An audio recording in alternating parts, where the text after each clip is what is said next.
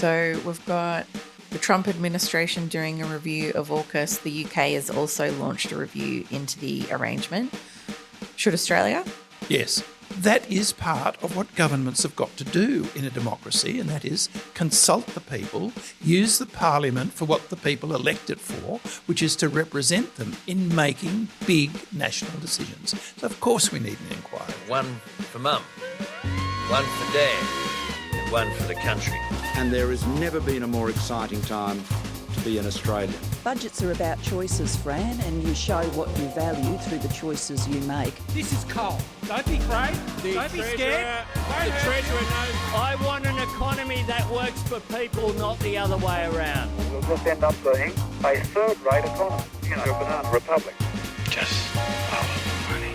G'day and welcome to Follow the Money, the Australia Institute's podcast that explains economics, politics and policy in plain English. I'm Ebony Bennett, Deputy Director at the Australia Institute. The Australian national security establishment's worst nightmare has pretty much arrived. The future of Australia's most expensive and expansive security agreement is under a cloud this morning. The Pentagon is undertaking this review. They say it has to do with ensuring that the AUKUS Pact aligns with Donald Trump's so-called America First agenda. We welcome it and we will engage with it. It's a very natural step for the incoming administration to take. Well, I'm very disturbed at this news. The AUKUS deal was one of the Biden administration's biggest achievements from the U.S. perspective. I mean, how worried will Aussie defence companies be over this curveball? The Trump administration is reviewing AUKUS and could sink the $368 billion plus submarine deal. But really, is this an opportunity?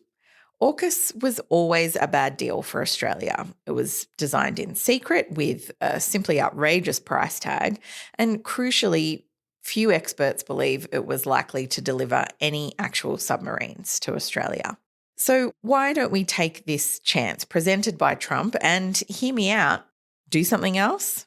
Joining me today to talk about AUKUS and the Australia-United States relationship and the state of the world right now is Allan Behm, Senior Advisor in the International and Security Affairs Program here at the Australia Institute. G'day, Allan. Good morning, Ebony. So obviously we have seen in the United States things descending there, troops on the streets in LA. Israel preemptively bombed Iran and now Iran is retaliating. We've got an emboldened Russia, the mass slaughter of the people of Gaza. Really feels a bit like the world's falling apart at the moment, Allan. How perilous is this moment in world security? This is a very perilous moment. What we're seeing is the acceleration of uncertainty, and uncertainty is infectious. That once the big players become very, very uncertain about where they stand and what they're going to do, then everybody else becomes uncertain too, and that causes people to behave irrationally. And what we're seeing also with this uncertainty is that the big players themselves are not acting with a lot of reason because they're not thinking through the consequences of their actions. They're going for short-term results rather than calculating what the long-term consequences might be. And that makes it particularly dangerous. Yeah, and obviously the most recent development on this front is Israel preemptively striking Iran to try and take out its nuclear capabilities. Iran obviously responding, and Donald Trump announced on Truth Social this morning, as we record this on Tuesday the 17th of June, that everyone should evacuate Tehran without providing any other real context. What do you judge as the risks of escalation in the Middle East specifically at the moment? I think that question, Ebony, is the multi-million-dollar question because it's very difficult right now to calculate which of the many directions it could take is the more likely one. That will rest ultimately with human decision-making, and human decision-making is always spasmodic. If world events are chaotic, and I think they are, then human decision-making is equally chaotic, and we just don't know which way it'll go. But I would divide the question into two parts. What's the short-term likely consequence, and then what's the long-term one? Because I'm, at the moment, a bit more worried about the long-term one than I am about what might happen in the next few weeks. Yeah. Over the next short term, Israel will have effectively destroyed Iran's military power. It will have done very little, I think, about destroying the nuclear weapons or the capability for making nuclear weapons, because they're deep underground, they're well protected, well embedded. And so in some respects, the attack on Iran's nuclear capacity looks like a pretext. I think what Netanyahu has decided is that he would go for broke now because he could. Yeah. And so the short-term aspects of this are that Iran, a bit like Syria now, will have no capacity to defend itself. Israel will have asserted itself, having retained a very strong capacity to defend itself. And of course, nobody ever mentions Israel's nuclear weapons, but everybody knows that it does have them.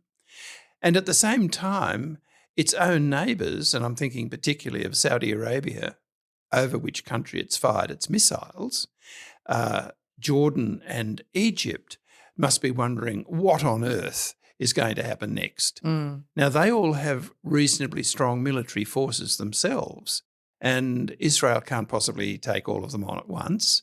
So we have here this sort of fundamental short-term instability, all of which pivots on Israel and what Israel decides to do.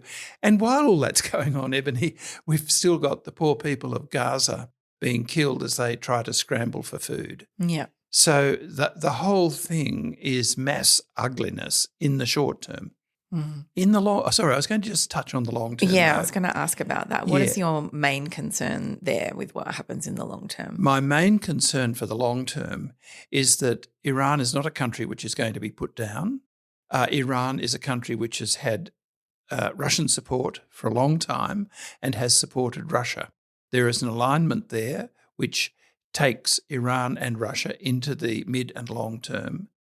There's the whatever the role of the United States is going to be, and you've touched upon it already, when you have President Trump recommending that people clear out of Tehran and not Netanyahu this time.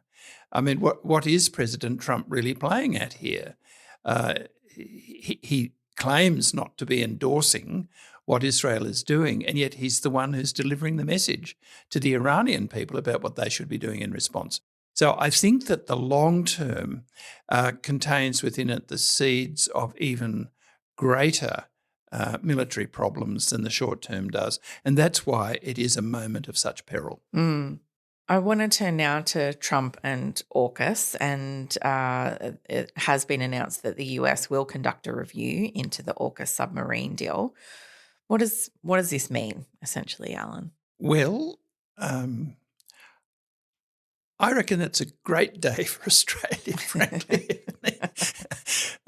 Look, we have had a lot of well-written opinion pieces over the last couple of years about why AUKUS is a bad idea, and most of them have focused on the inability of the United States actually to deliver them, and that was the burden of the really excellent ABC Four Corners program just last night. And I think our listeners, if they didn't see that program, would find it very illuminating, and in my opinion, it was a pretty well-balanced program conducted by Mark Willesee. The argument against AUKUS on the basis of its non-achievability is a strong one. And anyone paying any attention at all to what the Congressional Research Service and what other experts around Australia and the United States and Britain have all been saying about it should pay heed and say, well, this is a bridge too far. The more important thing here is that we don't need it. I mean, I'm glad it can't be done, but the more important question is, what can't be done is something that we actually don't need.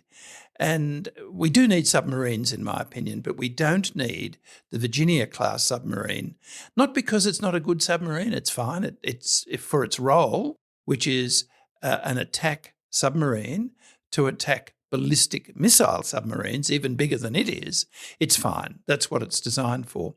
But it is not an attack submarine of the kind that the European powers or Australia really need to use. We need much smaller vehicles because the waters in which we operate are much more shallow. Yeah. And that was a point made by Admiral Peter Briggs last night, and it's a very important point, that once you get up to 10,000 tonnes, you need deep water just to hide, whereas with 3,500, 4,000 tonnes, you can hide reasonably well in much more shallow waters, such as those that exist around Australia, where we need to defend ourselves. We don't need to fight in the Northern Pacific. In the horrible day that we might have to fight, we need to fight from the equator south. And for that reason, we need a different solution, not the one that the Virginia class offers. And we've been talking about this a lot over the last couple of years, Alan, because the point of Australia's submarine fleet should be to defend Australia primarily from enemies. And that's not necessarily Australia's enemies that this type of submarine would be used for. Is that kind of an accurate assessment? Yes, that's exactly right. That it is an offensive submarine. It's designed to be offensive. It's designed to take out the second strike capability of other nuclear weapon nations. And that's not one of us. It's convenient in a way because it is an American nuclear-powered submarine that can go a long way quickly, and some of those arguments are really pertinent to Australia's considerations of what it needs. But that is not the answer to our question. And the more important thing for the Australian government to have been doing already, and we've been dragging our feet for over 20 years on this, and I know that from my own personal experience back in the Rudd and Gillard governments, and we continue to drag our feet, and it is because we don't know what it is that we want. We are grabbing opportunistically at something which we believed was on offer. President Trump and I will be counting on you. We ask, and indeed we insist, that our allies and partners do their part on defence. The Defence Secretary saying today he told Richard Marles Australia should increase its defence spending to 3.5% of its GDP as soon as possible. What you should do in defence is decide what you need, your capability, and then provide for it. What we don't do is do what the opposition did during the election campaign, where they announced an amount of money. They couldn't say where the money was coming from, and they couldn't say what it was for. That makes no sense. So there were two types of submarines in the AUKUS deal, or are still a live deal at this point. The Virginia class, which, as you said, there's been questions around can they be delivered, and the yet-to-be-designed SSN AUKUS. Can you explain how that was supposed to work, the two types? Actually, Ebony, I can't. Yeah? There are some things which are so insane that they can't be explained, and that's one of them. If you look at the problems that the Americans have got, they're capacity problems. They don't have the physical capacity to build two classes of submarines at the same time. They're replacing the Ohio class, which is their nuclear ballistic missile submarine, and at the same time they're trying to build up to something around 65 Virginia-class submarines, of which they've currently got 37. So their own needs dominate their construction program, which only bangs out one a year at the moment. For Britain, the situation is even more dire. The Brits are currently operating two classes of submarines, which goes really beyond their capacity. One of them is Astute, and they haven't even finished that program yet. Mm-hmm. It's been going for as long as the Collins program, a build of 8 boats, and it hasn't finished yet. The last one is down, being built now.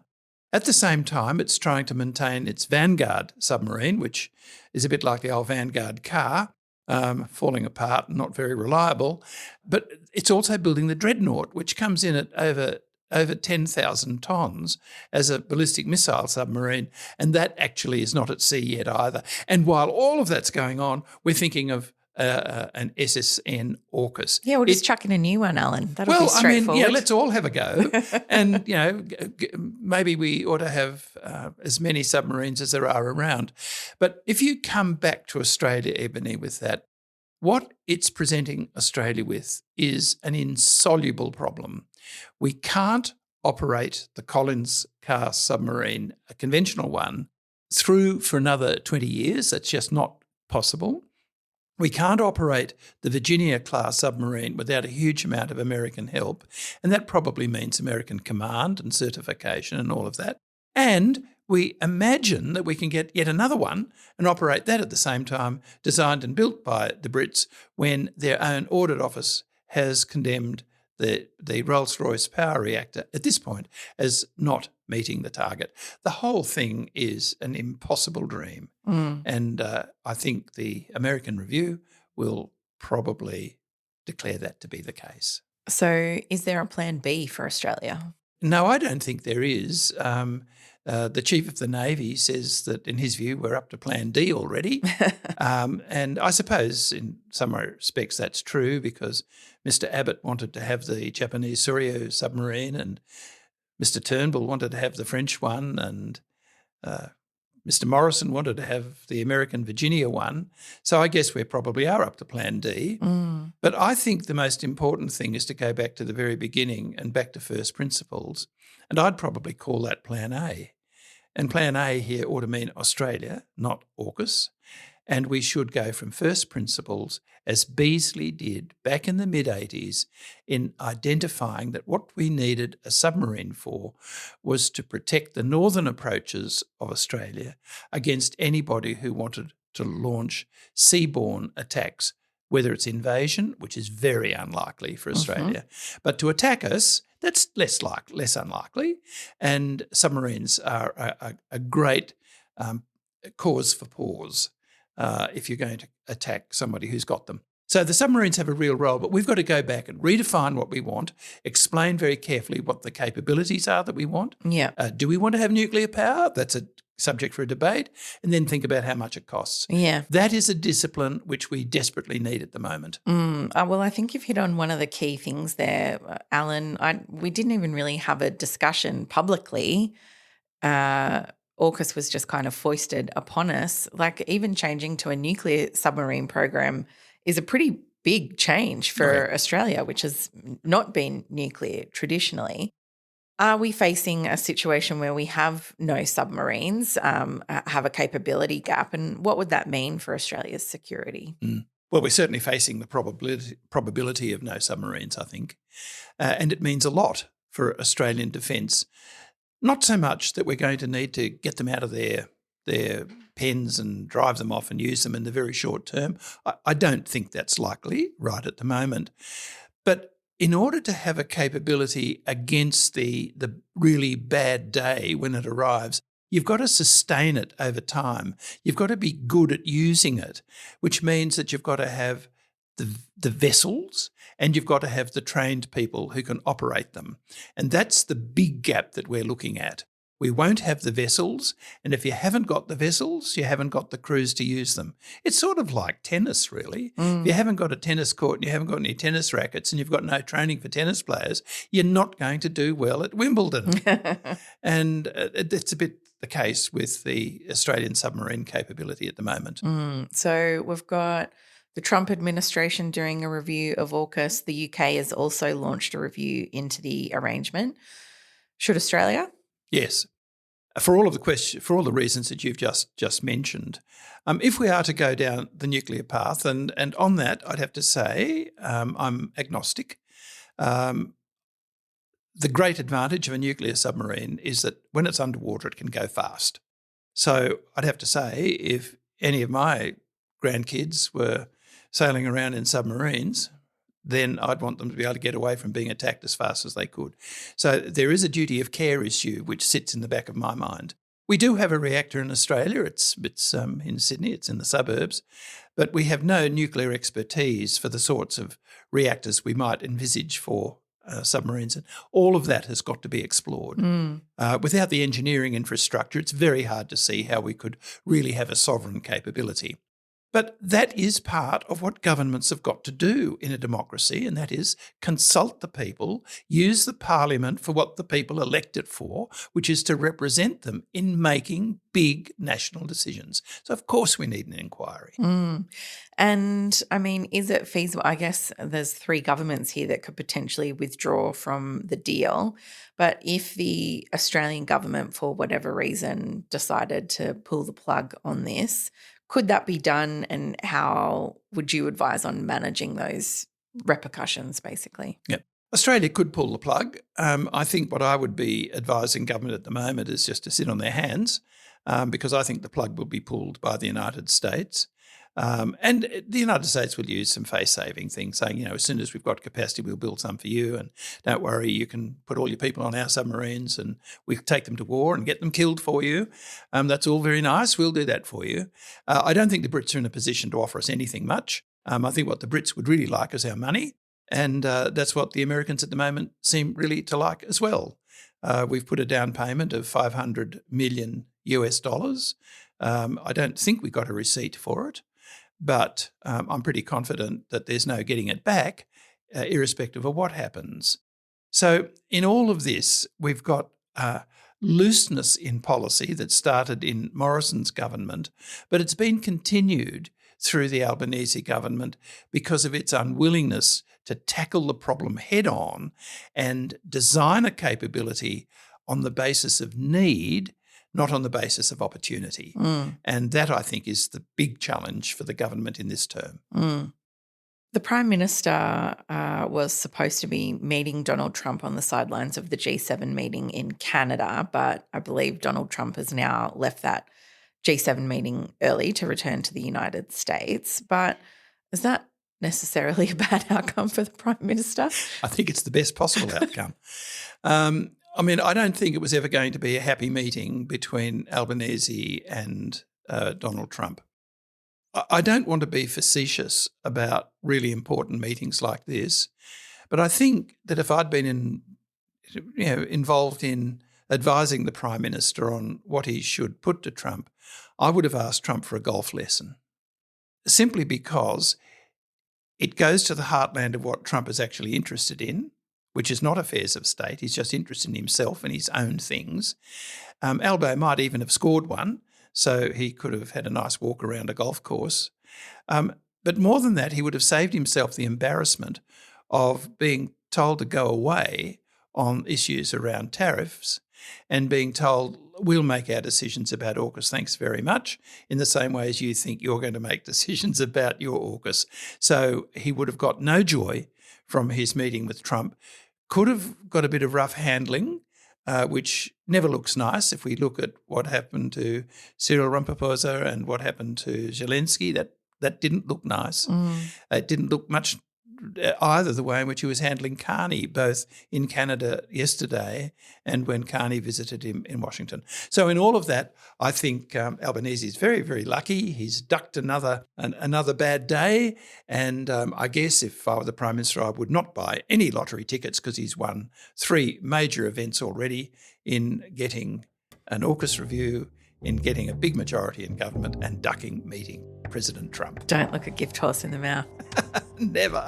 You don't have the cards right now. Have you said thank you once? It's the enemy from within, all the scum that we have to deal with. Well, the Constitution is clear, and that, of course, is the supreme law of the land, that the privilege of the writ of habeas corpus can be suspended in a time of invasion. I said, well, I'm going to do it whether the women like it or not. I'm going to protect them. I'm going to protect them from migrants coming in. And I just want to say thank you for making it happen. Thank you. Allan, our alliance with the United States is said to be built on shared values, but it doesn't really feel much like we've got many at the moment. I mean, Trump is attacking the judiciary, sending, potentially the armed forces onto the streets that deployed against civilians to quash democratic protest. We've seen the political assassinations of sitting members of their parliaments in well, the last couple of days. I mean, do we really have that much in common with the United States at the moment? I think there are two different questions there, Ebony. I think we have a huge amount in common with the United States. It's just not values. We have a really interesting shared history, not just a political history, but a shared cultural history. We certainly have a lot in common with many Americans in the way in which we think about things and deal with things. But when it comes to our governments, we don't have shared values. I think resorting to claims about shared values, which you'll hear all Australian Prime Ministers babble on about, whether it's shared values with Modi in India or shared values with Abe, as Turnbull said, with respect to Japan, or shared values between Trump or anybody else in the United States. It's what you say when you haven't got anything else to say. What we do have is shared interests. And it's interests that define how governments relate to each other. We have deep shared interests with Indonesia, for example, very deep shared interests with China. And yet we don't talk about those shared interests because we hide behind a soporific concept like values. And indeed, nobody will even tell you what they are, these values that we share. But they're pretty odd ones. Because Roe versus Wade is not a value that I think most Australian women would particularly want to see reflected here. Yeah. And certainly 31 at least of the US states hang people or execute them. We don't do that here. So the issue around shared values is really, I think, a bit of a myth. And it's used when you don't know what you really want to say. But a good politician would actually talk in terms of interests because you can specify what they are. Yeah. And whereas you can't specify what the values are. Yeah, or they change, or, They do. people change don't from time to time, don't adhere yes. to them necessarily, Exactly. indeed, as they might in word. So if Australia was to redefine its relationship with the United States on the basis of shared interests, what might that look like in the short term? I think that Australia and the United States have shared interests which certainly go back to the immediate aftermath of the Second World War. And those interests were pretty well, they're global interests actually, they're pretty well expressed in the UN Charter. Imperfect document though it is, because it was reflecting a contemporary outcome. So the structure of the Security Council is now very imperfect. The P5, a very imperfect way of having a veto arrangement in the UN. All of that is, of course, not very good. But fundamentally, Australia and the United States are rule of law countries. And so your first big interest is being able to persuade the global community that it's more in their interests to act along a code of agreed principles and rules than it is to be killing each other. And 120 million people died as a result of killing each other in the Second World War. And we decided, well, we don't want to do that anymore. So we had a UN Charter, and it begins with that fundamental observation that all human beings have value and dignity by virtue of their shared humanity. So that is a really important interest which we should be talking about all the time. I think another really important interest is, do global leaders have a responsibility for moral leadership? Nobody at the moment is talking about moral leadership of any kind. What we are talking about is how many nuclear weapons we've got, what their throw weights are, what the state of preparedness is, and whether over time we'll inevitably see a creep away from the nuclear non-proliferation treaty to a state where whoever wants to have a nuclear weapon can just have one. Yeah. Whether it's Japan or South Korea or maybe Germany, or indeed Australia, because we've had pundits in Australia say that over the next 2 or 3 decades, Australia will need to consider whether it has nuclear weapons. Now, that is a big affront, I think, to any concept of moral leadership. The capacity to obliterate the human race is a massive moral question, and yet we're not talking about it.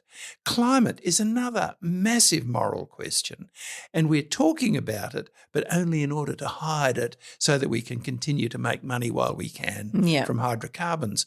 So that whole issue of, do we have a shared interest in moral leadership? That's very important too. I could go on with this, but I've just touched on enough of it to say that there is a program. Yeah, you have. And I guess that brings me to my final question and back to kind of talking about this perilous moment that the world finds itself in.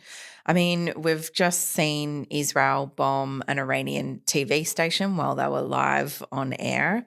In Gaza, Israel's been targeting hospitals, UN workers, schools, journalists, it's been pretty brazen about it. We've just talked about Donald Trump potentially deploying the armed forces against civilians in the United States, Russia a few years ago invading Ukraine.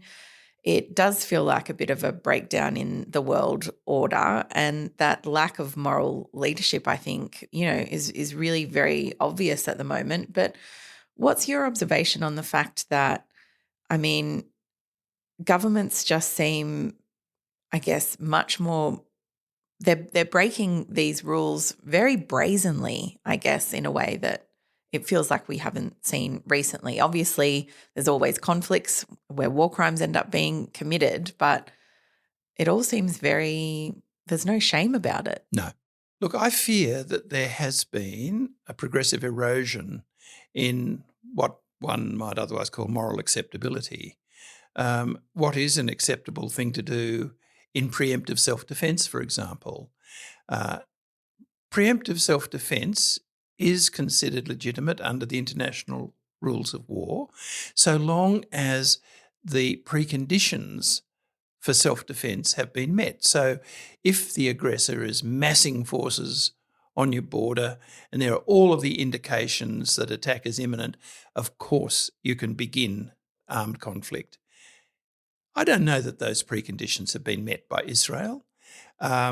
Yes, Iran is a dangerous country for Israel. It's particularly a dangerous country for itself. And that's what we were getting at earlier in our conversation. So I think at the moment what we're dealing with is, as it were, a kind of moral vacuum where anything goes, where dog eat dog, and that the whole notion of realism, that is, I am a realist in my international relations theory, has actually changed away from realism to something much closer to brutalism. And we've all been inoculated by it. We've seen this brutalism at play in the Middle East. We see it at play domestically in the United States. Whenever the US feels like going and bashing someone up, they just go and do it. We all accept it. Yeah. So I just think at this point we're in this kind of moral vacuum, and we've got to reclaim the centre ground, because that's where human beings live. And if we don't value the centre ground where human beings live, then what is the point of anything? It seems like a good place to wrap this discussion up, Alan. Seeing as we're not going to be able to, I think, talk our way to world peace in the next 5 minutes, we will end it there. But thanks, Allan. I really enjoyed that discussion. Thank you, Ebony. Thank you for provoking it. You can sign the Australia Institute's petition calling on the Australian government to launch a parliamentary inquiry into AUKUS by tapping the link in the show notes. If you like the work we do at the Australia Institute, please consider supporting our end of financial year appeal. By donating today, you'll help fund the research that's changing Australia for the better. All donations over $2 are tax deductible, and you can do so by visiting our website, australiainstitute.org.au, or by following the link in the show notes. This episode was recorded on Tuesday, the 17th of June, and some things may have changed since recording. Our theme music is by Jonathan McFeet from Pulse and Thrum, with additional music from Blue Dot Sessions. I'm Ebony Bennett. Thanks for listening. And before I go, thanks to my colleagues for filling in while I went on a glorious holiday. See you next week.